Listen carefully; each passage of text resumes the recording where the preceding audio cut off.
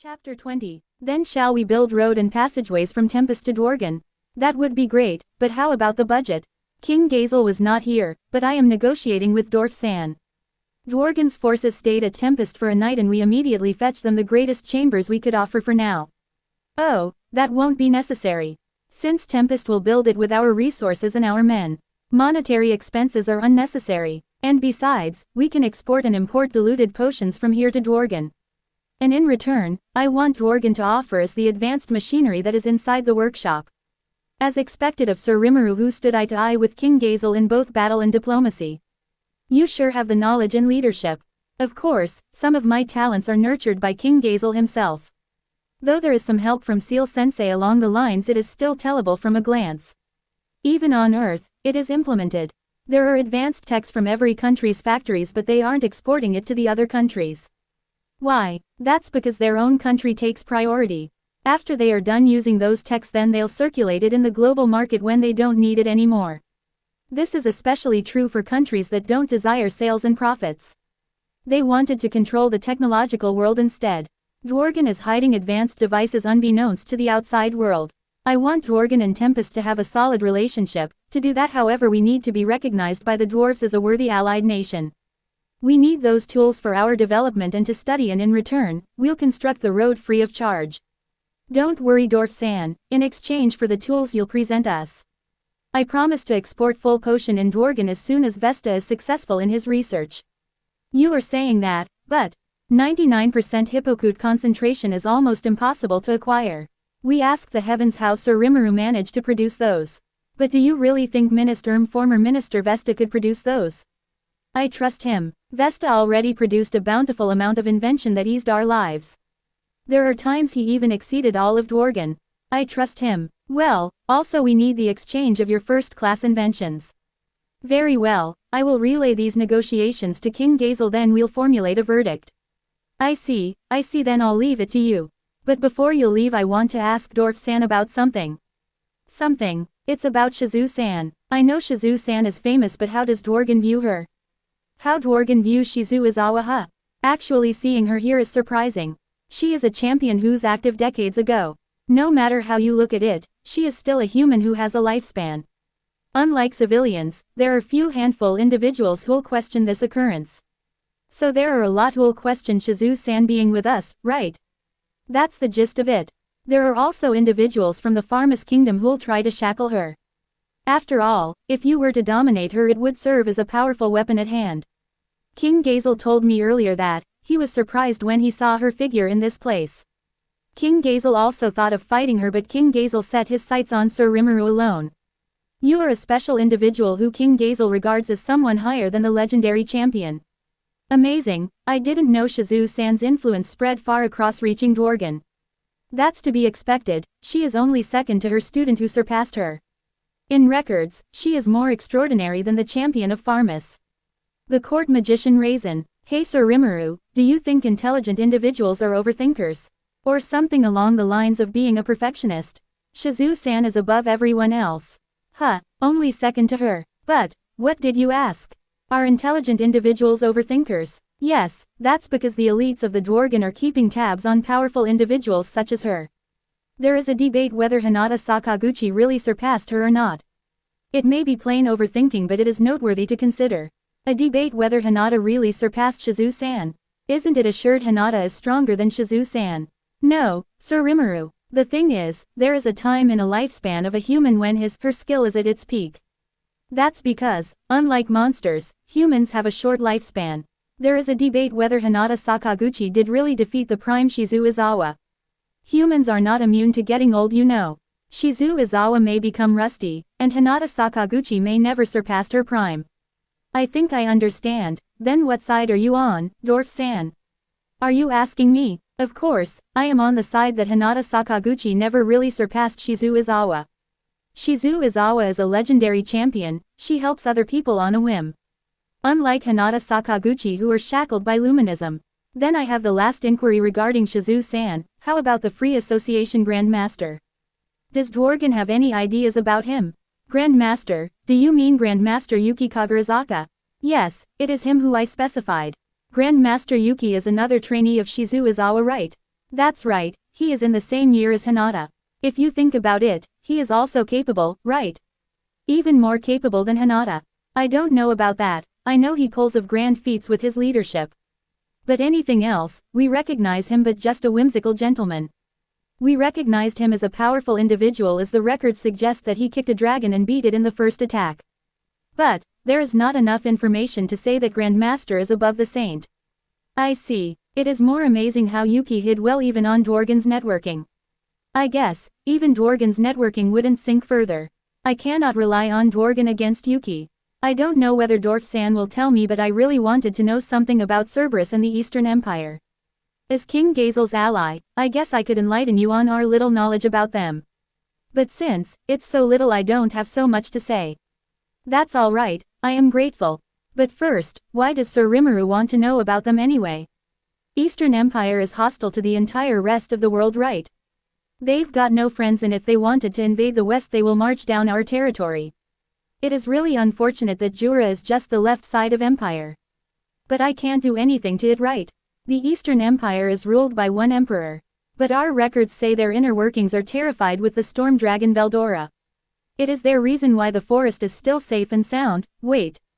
It can't be, now, the storm dragon Veldora disappeared, right?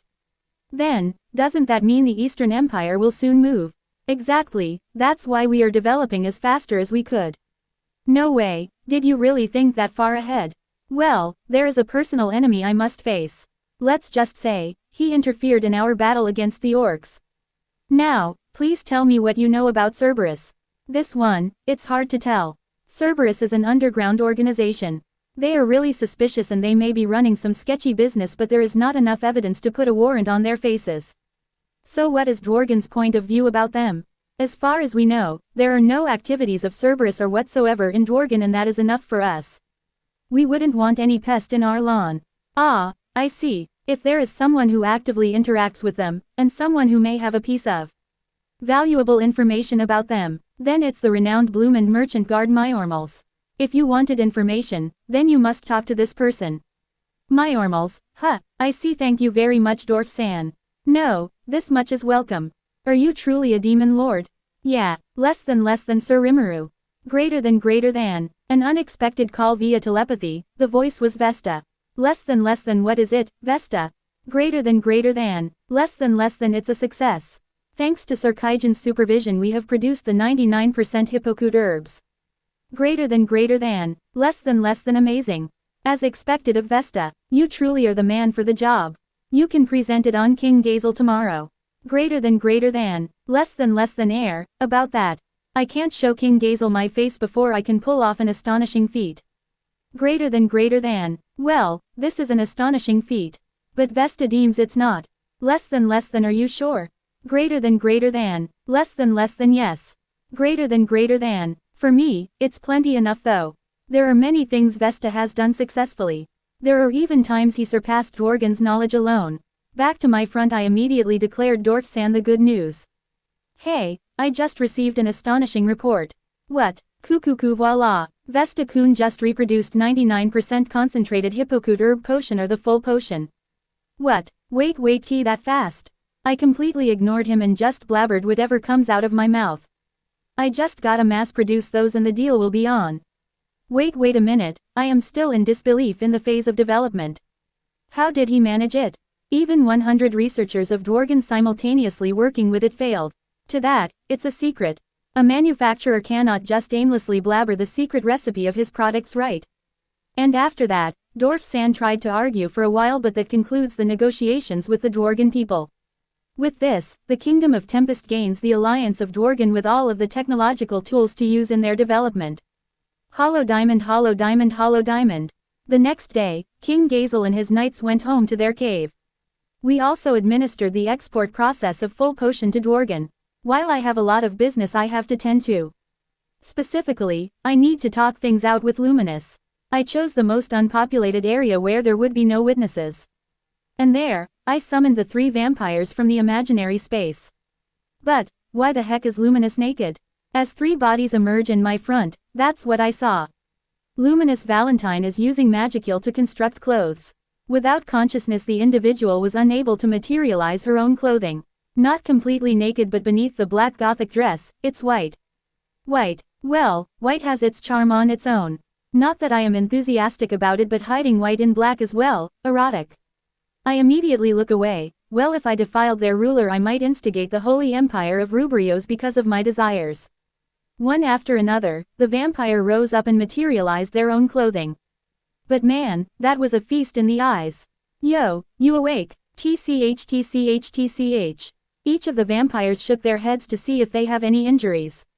Too bad, when they are in the imaginary space I sprayed each of their bodies with full potion. They won't be seeing wounds and deteriorates. Rest assured, no curse, no blasphemy has been placed.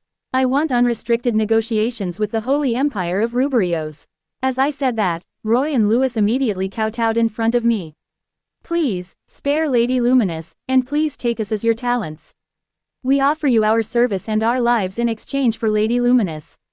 Roy, Lewis, Luminous fumbled. I don't need it. Believe it or not, I already have my people.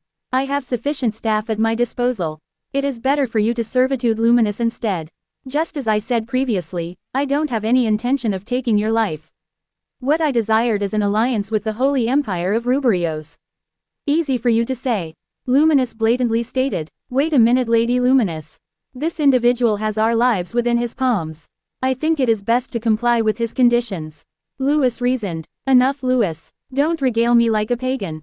I understand what I am doing, even if we pledge that. The devotees of Luminism wouldn't yield without an appropriate basis. For the devotees, the tenets and doctrines are indestructible. Even as its ruler, we cannot do anything about it. If we don't have a proper notion, then modifying doctrine is impossible.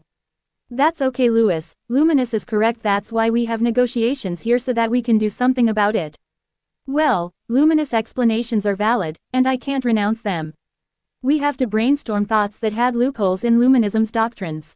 I already have one in mind though, but if we aimlessly favor the monster's presence without any proper credo, then there is a chance a civil revolution will occur in the Holy Empire of Ruburios. It would be a massive witch trial, where civilians question others and someone may be corrupted within the church itself. Hey, I'm just wondering. In the first place, how does that tenet even derive? It is derived when monster activities are worse before human forces took shape. Now we have the freedom of association, the forces of the Council of the West, and Ruburios Western Saints Church. But, we just can't admit the monster's coexistence if we don't have a valid excuse. Roy was the one who explained, then it was followed up by Luminous. An elegant answer. Your congregation of monsters has no track chronology of being non-hostile, and you have no sponsorship of human nations or anything that'll vouch for you.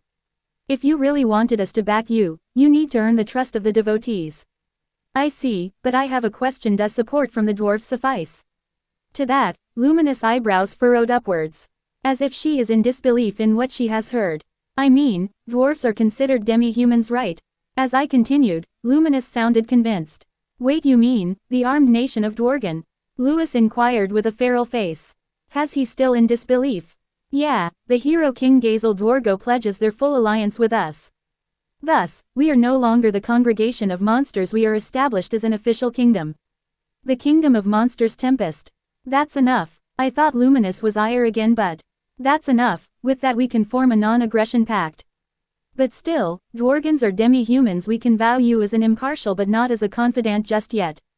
Dworgen aside, there are still humans from the south that doesn't dote on you. They would acknowledge you as a demon lord, seed a menace to the tranquility they desired.